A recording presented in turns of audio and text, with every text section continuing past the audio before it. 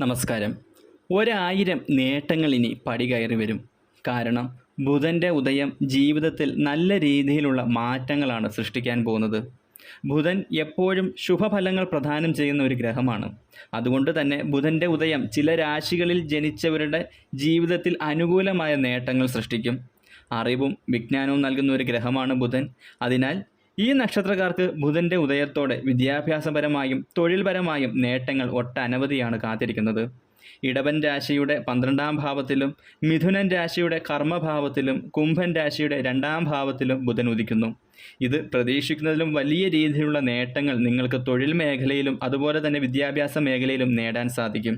എല്ലാവരും ഹരിനാരായണായ നമ എന്നൊന്ന് കമൻറ്റ് ചെയ്യണേ. ഭാഗ്യ നക്ഷത്രങ്ങൾ ഏതൊക്കെയെന്ന് നോക്കാം.